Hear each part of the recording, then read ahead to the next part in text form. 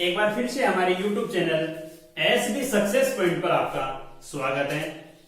Dear student, last class में हम लोग विभव मापी जो अपना चैप्टर 6 चल रहा है उसमें विभव मापी के अनुप्रयोगों की अपन चर्चा कर रहे थे और उसमें हम लोगों ने दो एप्लीकेशन उसके कर लिए थे।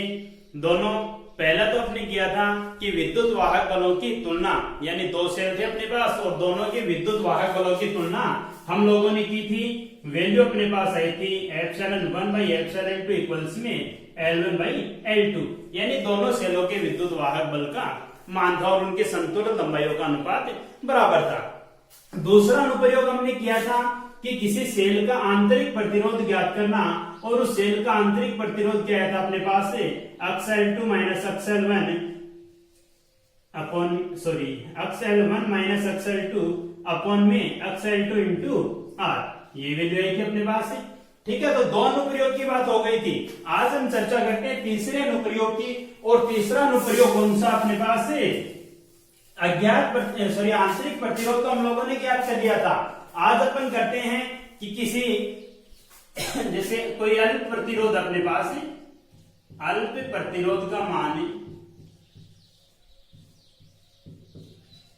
मान ज्ञात करना, यानी विभव मापी की सहायता से अपन अल्प प्रतिरोध का मान ज्ञात कैसे करेंगे वो इस वीडियो में अपन चर्चा करते हैं। जो विभव मापी का कौन सा अनुप्रयोग है, तीसरा। वीडियो में शुरुआत में चैप्टर के मैंने कहा था कि इसके अंदर 5 अनुप्रयोग हैं विभव मापी के। ठीक है, तीसरा अपने पास ये, उसके बाद वोल्टमीटर का अनुशोधन है और एमीटर का अनुशोधन है।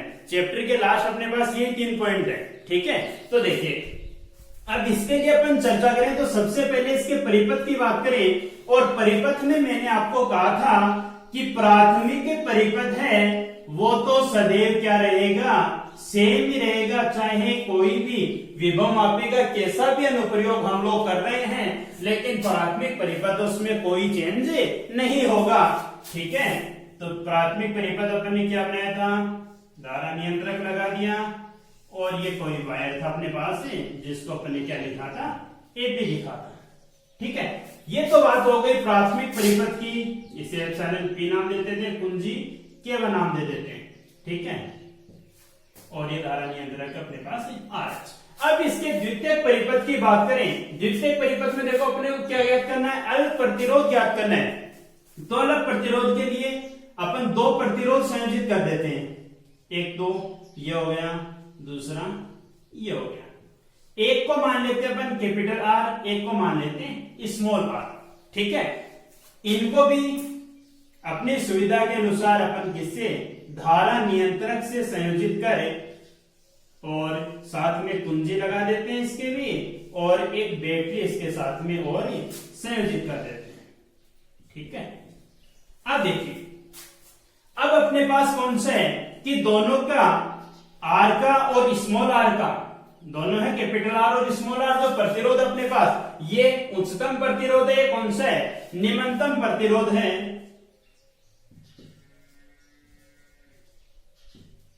ठीक है, इनका निम्नतम विभव वो तो किससे जोड़ दिया अपन ने, उच्चतम विभव तो किससे जोड़ दिया अपन ने, ए टर्मिनल से। और इनके निम्नतम विभव को अपन क्या करें, ये तो एक टर्मिनल मान लिया अपन ने और एक की टर्मिनल ये मान ले, ये फर्स्ट टर्मिनल, ये थर्ड टर्मिनल। एक टर्मिनल और बचा अपने पास, एक द्विमार्गी कुंजी अपन ने यहाँ पे संयोजित की है। ठीक है, और द्विमार्गी कुंजी का जो बीच का टर्मिनल है उसको किससे, गैल्वेनोमीटर और जो कि जैसे संयोजित कर देते हैं। आपको पता है जो कि जैसे अपन ने संयोजित किया है, तो जो भी अपन वैल्यू कैलकुलेट करेंगे, जो कि क्या काम करेगा, जो कि को एक भी तार पर स्पर्श करवाते हुए चलेंगे और तार पर संतुलन लंबाई का मान अपन ज्ञात करेंगे। ठीक है, तो देखिए ये तो हो गई अपने परिपथ की बात कि अपने प्राथमिक परिपथ तो सेम जैसा अपन ने पिछले में किया था वो का वही है। ठीक है, केवल द्वितीयक परिपथ में क्या है कि तार एपी के साथ में एक बैटरी और कुंजी K2 धारा नियंत्रक संयोजित है और साथ में 2 प्रतिरोध संयोजित है, एक कैपिटल आर और एक स्मॉल आर, यानी एक उच्च प्रतिरोध और एक निम्नतम प्रतिरोध इसके पास संयोजित है। ठीक है, आर का और स्मॉल आर के निम्नतम टर्मिनल हैं उनको तो द्विमार्गी कुंजी की सहायता से संयोजित किया गया है, 1 और 3 टर्मिनल से, और टर्मिनल 2 है द्विमार्गी कुंजी का, उसको गैल्वेनोमीटर की सहायता से और जोकी की सहायता से संयोजित कर दिया, जो तार पर संतुलन लंबाई को इंडिकेट करेगा। ठीक है, ये तो हो गई इतनी बात अपनी। अब देखो क्रियाविधि इसकी करें वो कैसी होगी कि सबसे पहले अपन देखो कुंजी K1 है, K1 को ऑन करें, K1 को ऑन करेंगे तो परिपथ में धारा ये प्रवाहित होगी। ठीक है, साथ में अपन कुंजी K2 को भी ऑन कर दें, K2 को भी क्या कर दें, ऑन कर दें। अब दोनों कुंजियां ऑन हो गई तो परिपथ में धारा प्रवाहित होगी। प्लस में पहली बात अपने को टर्मिनल यानी 1 और 2 के मध्य अपन डॉट लगाते हैं तो देखिए परिपथ की तरफ है, परिपथ कौन सा बना अपने पास है, ये वाला एक बंद परिपथ हो जाएगा, बनेगा कि केवल कैपिटल आर है वो परिपथ में संयोजित होगा। ठीक है, कैपिटल आर ही संयोजित हो रहा है, तो इस स्थिति के लिए यानी डॉट किसके मध्य लगाया है, डॉट वो टर्मिनल 1 व 2 के मध्य लगा रखा अपन ने। अब सबसे पहले तो जब इसने परिपथ में धारा प्रवाहित हो रही है तो अपन इसके लिए क्या ज्ञात करें, इसके लिए संतुलन लंबाई का मान अपन ज्ञात करें। धारा इसमें प्रवाहित हो रही है तो जोकी को यहां से स्पर्श कराते हुए चले अपन, और जहां पर भी गैल्वेनोमीटर में शून्य विक्षेप प्राप्त होता है वो क्या कहलाएगी, इसके लिए संतुलन लंबाई। मान लेते हैं इसके लिए संतुलन लंबाई कितनी प्राप्त हुई अपने को, L1।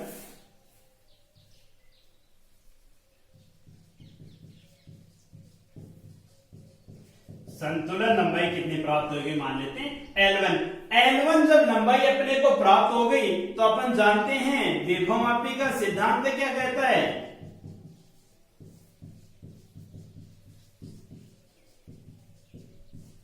देखो विभवमापी का सिद्धांत ये कहता अपने को कि एप्सिलॉन इक्वल्स में क्या था, एक्सएल था, और ये बात अपने 2-3 बार मैं बता चुका हूं आपको कि एप्सिलॉन और वी हैं वो दोनों क्या होते हैं, बराबर। फर्क इतना सा, एप्सिलॉन किसी सेल का विद्युत वाहक बल होता है और वी क्या होती है, टर्मिनल वोल्ट का होती है, यानी उस सेल के सिरों पर उत्पन्न विभवांतर ही कहते हैं। दोनों वैल्यू सेम है दोनों। ठीक है, तो इसको ऐसा भी लिख सकते हैं ना, V इक्वल्स में अक्सर। ठीक है, तो यहां से मैं लिखूं, देखो V इक्वल्स में संतुलन लंबाई कितनी मानी अपन ने, अक्ष L1 मानी है, तो कितना हो जाएगा V इक्वल्स में अक्ष L1। अब आप जानते हो मैं इसको ऐसा लिखूं क्योंकि अपने पास तो रेसिडेंस है कितना है, कैपिटल आर, तो मैं इसको ऐसा लिख दूं V इक्वल्स आई आर होता है, इक्वल्स में कितना, अक्ष L1। ये तो हो गए अपने समीकरण 1। ठीक है, जिसके लिए आप जानते हो V बराबर ओम का नियम अपने पास कितना होता है, आई आर। ये तो हो गए इतने पाम अपने पास। अब क्या करें, टर्मिनल को यानी डॉट को 1 व 2 टर्मिनल से हटाकर किन के मध्य लगा दें, 2 और 3 के मध्य लगा दें, यानी कनेक्शन किसका हो गया, 2 और 3 का। तो देखो परिपथ में अब ये प्रतिरोध भी संयोजित हो गया और ये भी संयोजित हो रहा है। ठीक है, दोनों प्रतिरोध संयोजित हो रहे हैं। अब दोनों प्रतिरोध संयोजित होंगे उस अवस्था में अपन क्या करेंगे, वही संतुलन लंबाई का मान ज्ञात करेंगे। ठीक है, और मान लेते हैं कि वो संतुलन लंबाई कितनी प्राप्त हो गई अपने को, L2 लंबाई प्राप्त हो गई इस स्थिति के लिए। ठीक है, तो L2 लंबाई के लिए कितना बनेगा, देखो वो ही क्या करें अपन, विभवमापी के सिद्धांत से V इक्वल्स में क्या बनेगा, अक्ष L2 हो जाएगा। ठीक है, अब देखो यहां से आप जानते हो V बराबर क्या होता है, आई आर होता है, लेकिन आर देखो देखिए यहाँ पर अकेला नहीं है, अभी पहले वाले में तो सिंगल था, अब दोनों आर हैं अपने पास और दोनों कौन से क्रम में जुड़े हैं, श्रेणी क्रम में जुड़े हैं। और श्रेणी क्रम में आपको पता है कि आर इक्विवेलेंट कितना होता है, बीजगणित के योग होता है उनका। ठीक है, तो यहां से आर की जगह अपन कह सकते हैं कितना बनेगा, आर प्लस आर। ठीक है, तो कितना हो जाएगा, V इक्वल्स में I R plus small r बन जाएगा। पुटअप कीजिए तो V की जगह I R plus small r equals क्या बनेगा, अक्ष L2 समीकरण 2। ठीक है, बात समझ गई। अब देखिए समीकरण 1 है, ऐसा करते अपन, समीकरण 2 डिवाइड बाई समीकरण 1। देखो समीकरण 2 में 1 से डिवाइड करें, क्या बन जाएगा अपने पास? I R plus R upon I R, ये रहा अपॉन में ये, इक्वल्स में अक्स L2 अपॉन में अक्स L1। ठीक है, आई बात समझ में? देखो कितना हो जाएगा, आई से तो आई कैंसिल, अक्स से अक्स कैंसिल, यानी r plus r divide by r equal से L2 बाई L1 बन जाएगा। ठीक है, इसको अलग अलग डिवाइड करें तो ऐसा लिख दो 1 plus r by r equal से L2 बाई L1, कह सकते हैं ऐसा।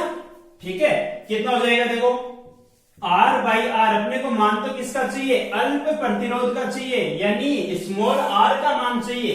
ठीक है, तो कितना हो जाएगा? L2 बाई L1 और 1 इधर जाएगा, किसका हो जाएगा? माइनस का। ठीक है, कितना आ जाएगा? देखो R इक्वल्स में L2 minus L1 upon L1 ये बनेगा, यानी और इंटू में कितना आ जाएगा? R। ये आ जाएगी किसकी वैल्यू? स्मॉल r की वैल्यू आ जाएगी। ठीक है ना, ये आ गया अपने पास अल्प प्रतिरोध। अभी मैंने शुरुआत में लिखी थी, शायद अपन ने वो वैल्यू गलत लिख दी। ठीक है, वो वैल्यू सही लिखी थी। ठीक है, L1 माइनस L2 अपॉन में L2 था। ठीक है, ठीक है, तो ये किसकी वैल्यू आ जाएगी? अल्प प्रतिरोध का मान आ जाएगा। ठीक है, तो ये साधारण सा एक अनुप्रयोग था विभवमापी का, जिसकी सहायता से अपन अल्प प्रतिरोध का मान ज्ञात करते हैं। ठीक है, ये था अपना तीसरा अनुप्रयोग। इसके बाद अपन बात करें चौथे अनुप्रयोग की, तो चौथा अनुप्रयोग क्या कहता है? वोल्टमीटर का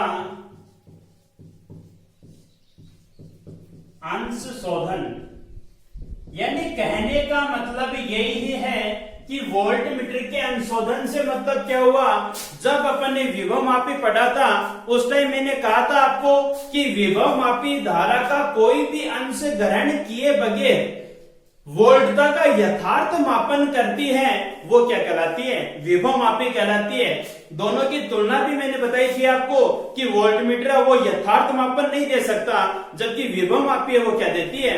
यथार्थ यानी परिशुद्धता के साथ मापन देती है। इसीलिए विभवमापी ज्यादा बेस्ट होती है किससे? वोल्टमीटर की तुलना में। ठीक है, अब अंशशोधन से मतलब क्या हुआ कि वोल्टमीटर के पाठ्यांक में जो त्रुटि आती है उस त्रुटि को ही क्या करना है? विभवमापी के जो पाठ्यांक है उससे तुलना करके अपने को त्रुटि का मान कैलकुलेट करना है। वो क्या हो जाएगा कि कितनी त्रुटि आती है जब वोल्टमीटर से अपन वोल्टता मापते हैं तो त्रुटि का मान कितना आता है। ठीक है, तो देखिए अब इसके लिए देखो प्राथमिक परिपथ तो वो का वही सेम ही रहेगा।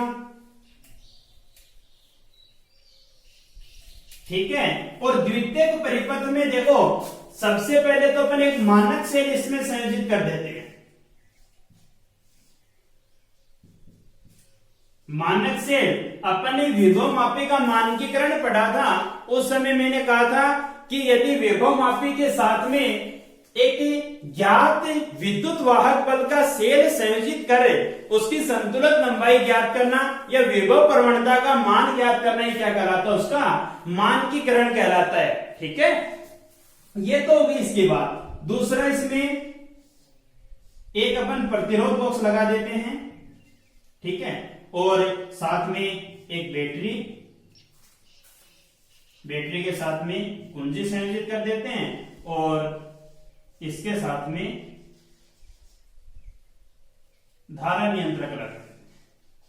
ठीक है, और धारा नियंत्रक प्रतिरोध बॉक्स से संयोजित हो गए। ठीक है, ये बन गया अपने पास परिपथ RS, ये मान लेते हैं K2 और ये हो गया F7। ठीक है, अब देखिए अब इसके लिए अपने को चाहिए क्या? वोल्टमीटर, क्योंकि पाठ्यांक तो नोट कौन सा करता है? वोल्टमीटर ही करता है। तो वोल्टमीटर आपको पता है कौन कैसे संयोजित होता है? वो होता है प्रतिरोध के समांतर क्रम में। तो प्रतिरोध के समांतर क्रम में अपने एक वोल्टमीटर भी संयोजित कर देते हैं। ठीक है, ये बन गया अपने पास परिपथ। अब देखो अब क्या करें अपन कि इसका एक टर्मिनल तो देखो ये है, ये तो अपन द्विमार्गी कुंजी संयोजित करें, वो कैसे करेंगे? एक टर्मिनल को तो किससे कर दिया अपन ने? एप्सिलॉन ऐसे संयोजित कर दिया और और दूसरे टर्मिनल को किससे संयोजित करते हैं, यानी तीसरे टर्मिनल को अपन ने प्रतिरोध बॉक्स के साथ में संयोजित कर दिया और दूसरा टर्मिनल अपने पास उसको वही गैल्वेनोमीटर से संयोजित कर किससे लगा देते हैं, जो कि जैसे यानी विसर्पी कुंजी जैसे संयोजित कर देते हैं। ठीक है, अब देखो इसके लिए वैल्यू कैसे कैलकुलेट करेंगे, अपन की त्रुटि कितनी प्राप्त होती है वो अपन कैसे ज्ञात करते हैं। तो देखो सबसे पहली बात तो कुंजी K1 को तो क्या रखो, ऑन रखो, और कुंजी K2 को क्या कर दो, ऑफ कर दो। कुंजी K2 को ऑफ कर दिया अपन ने, यानी इस परिपथ में तो धारा प्रवाहित नहीं होगी, केवल इतने ही परिपथ में धारा प्रवाहित होगी।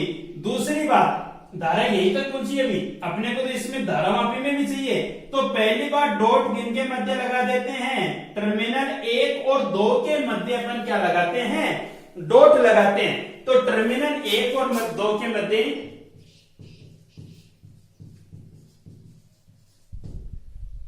डॉट लगा दिया अपन ने, यानी धारा प्रवाहित कर दी।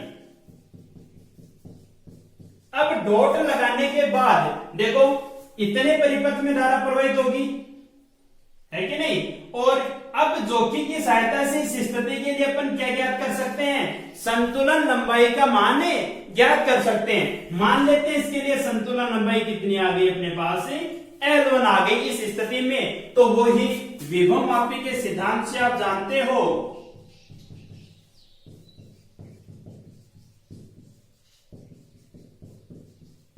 कितना हो जाएगा, यहाँ पे एप्सिलॉन एस है इक्वल से कितना हो जाएगा, अक्स L1।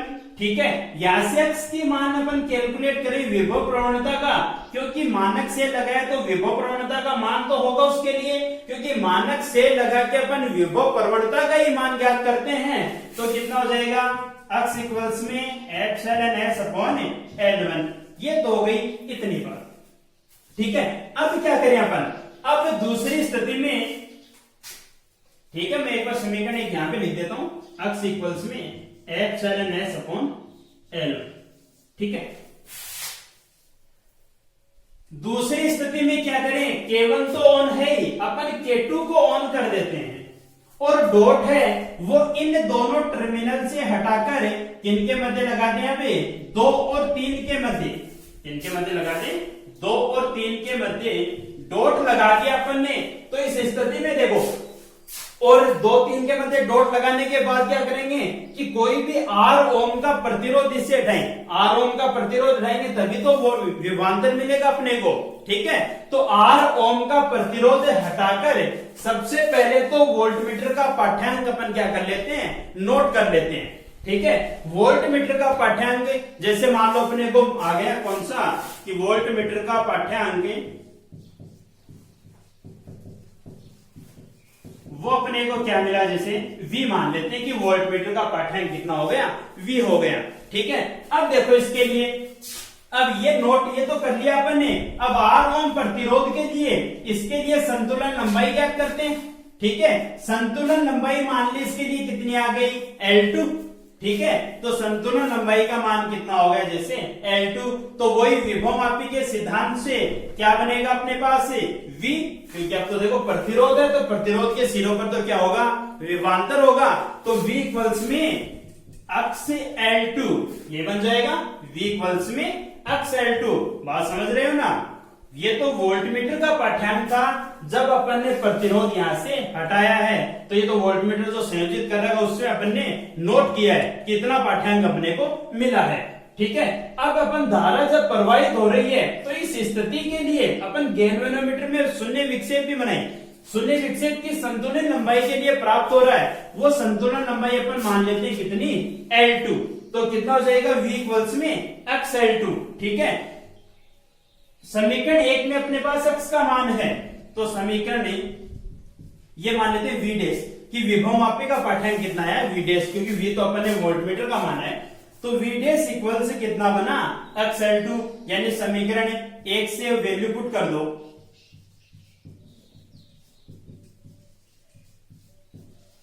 समीकरण 1 से वैल्यू पुट करोगे तो V डैश कितना बनेगा, अक्स का मान है अपने पास एप्सिलॉन एस अपॉन में L1 और L2 ये साथ में है, यानी ये आ गया समीकरण अपने पास 2। V डैश ठीक है। अब अपने को ज्ञात करना है, मेन काम अपना क्या है कि पाठ्यांक में त्रुटि। देखो V वोल्टमीटर का पाठ्यांक आ गया, V डैश वो विभव मापी का पाठ्यांक आ गया, तो पाठ्यांक में त्रुटि कितनी होगी वो अपन अब ज्ञात करते हैं। पाठ्यांक में त्रुटि डेल वी कितना बनेगा V माइनस V डैश। ये बात आपको ध्यान रखनी है, जहां पर V क्या है वोल्टमीटर का पाठ्यांक है और V डैश क्या है विभव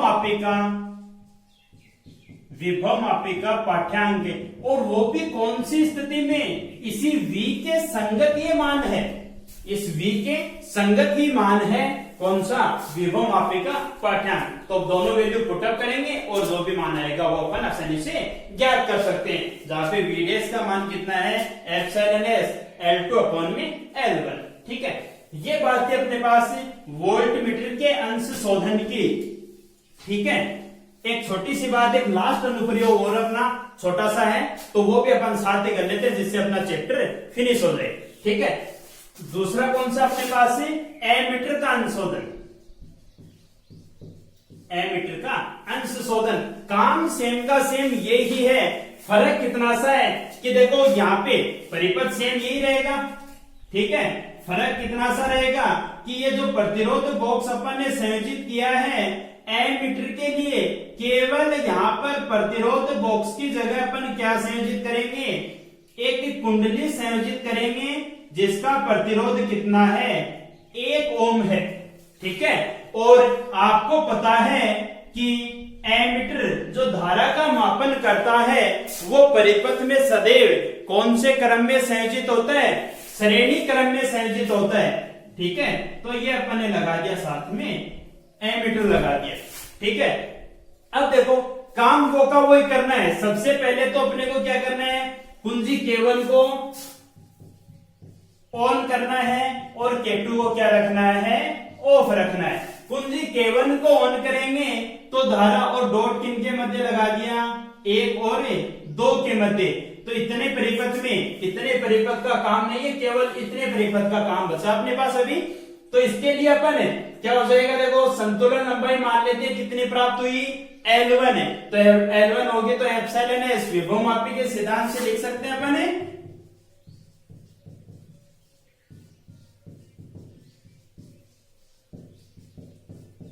क्या हो जाएगा एप्सिलॉन एस इक्वल्स में अक्स L1 बनेगा और वही अक्स का मान इसके लिए कैलकुलेट कर दो, कितना हो जाएगा एप्सिलॉन एस इंटू अपॉन में L1। ये आ गया अपने पास समीकरण 1। लिख देता हूं वापस यहाँ पे अक्स इक्वल्स में एप्सिलॉन एस अपॉन L1 समीकरण 1। समीकरण 1 की बात हो गई। अब दूसरा काम अपने को क्या करना है, कुंजी K2 को भी क्या कर दो ऑन कर दो और टर्मिनल है वो 1 व 2 के मध्य से हटाकर किनके मध्य संयोजित कर दें, 2 व 3 के मध्य संयोजित कर दें, 2 व 3 के मध्य संयोजित कर दें। तो देखिए इसके लिए वैल्यू कितनी बनेगी। अब इसके लिए संतुलन लंबाई का मान ज्ञात करते हैं, लेकिन 2 और 3 के मध्य संयोजित करने के पश्चात अब इस पूरे परिपथ में धारा प्रवाहित हो रही है, कुंजी K2 भी ऑन है। ठीक है, तो धारा प्रवाहित होगी, उस स्थिति में अपन इसका पाठ्यांक एमीटर का पाठ्यांक नोट कर लेते हैं कोई भी कि एमीटर में धारा का मान है। जैसे मान लेते हैं कि एमीटर में पाठ्यांक कितना प्राप्त हुआ,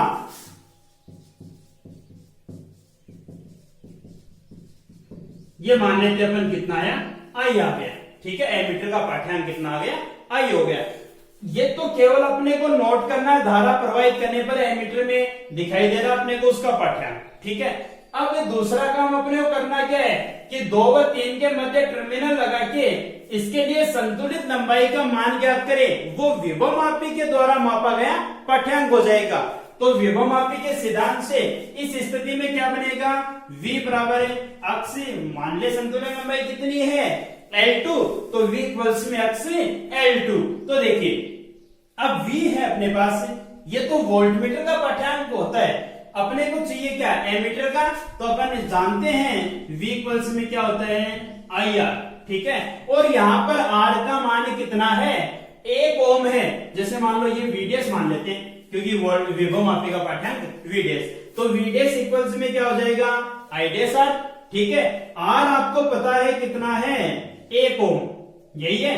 तो VDS किसके बराबर होगा, I डैश के, यानी ऐसा लिख सकते हैं VDS की जगह I डैश इक्वल से अक्ष L2।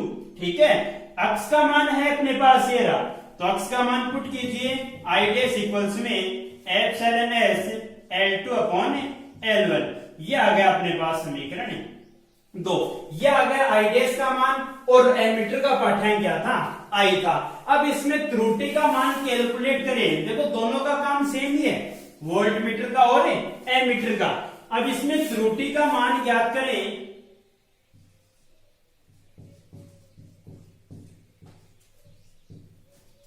सीधा लिख देता हूं मैं, त्रुटि कितनी बनेगी,